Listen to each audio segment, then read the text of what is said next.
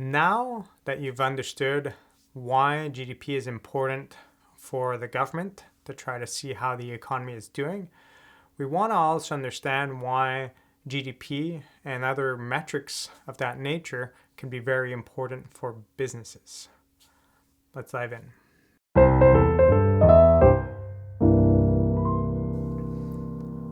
So let's say you operate a business. There's several things that you're going to ask yourself to determine whether you should expand your production, whether you should build a new factory, whether you should start a new restaurant, a new business. You want to understand how the economy is doing. So some of those key metrics that you're going to want to look at is GDP. You're going to want to see GDP because you know that GDP and unemployment are linked. And by looking at that link, you're going to be able to understand what's to be expected. So let's just kind of go through a little story here and understand how that goes. So let's say the economy is not doing so well. And GDP is either, instead of rising at a good rate, it's either plateauing or falling.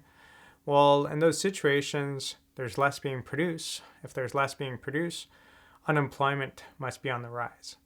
The problem is that unemployment will not always show a rise in rate because some of those workers may just leave the labor force, go back to school, move to another country, and that might not be reflected in the unemployment rate. So you want to use as many metrics as possible.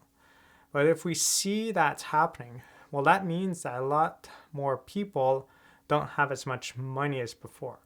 And as you see some of your friends losing their jobs, you might pull back on spending.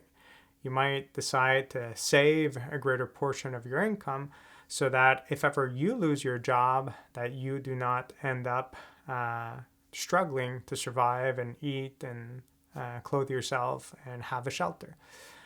Therefore, you have this trend that's going that people are kind of tightening up their budget.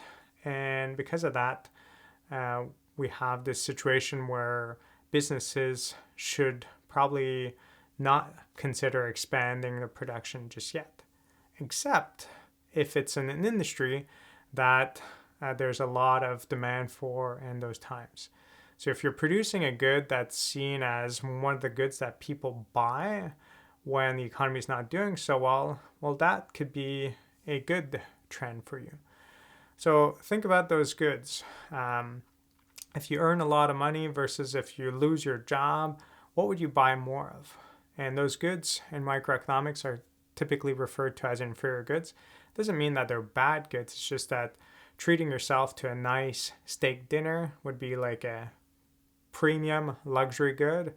And then just having a cup of noodles or having Campbell's soup might be your this is what I eat to survive when I just lost my job instead of treating myself to a steak dinner.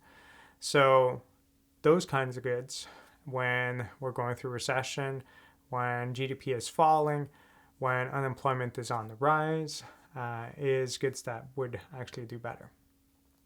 So businesses want to see how the economy as a whole is doing. It's going to help them understand whether they should expand production or not. And then other than seeing how the economy on a whole is doing and how consumption will change, they have to understand how interest rates will change, because if they need to borrow money to make these purchases, well, you want to know how interest rates will go up or down over time. So at least when you have a situation where people are losing their jobs, well, typically central banks will react by lowering interest rates. So that's a good thing for businesses to be able to access capital cheaper. But you have to kind of balance it all out. So businesses often look at the economy as a whole, interest rates, and they also want to look at how their specific industry is doing to determine how much they spend or not. The calculation of GDP is one of those metrics that is interesting for businesses to follow, to have an idea of how the economy is doing, and to see whether they should expand production or not. Hope you found this video interesting. Catch you in the next one. If you found this video interesting, please consider subscribing or joining my class where I guide you to apply and expand on the information found in these videos to real-life examples. Have a good day.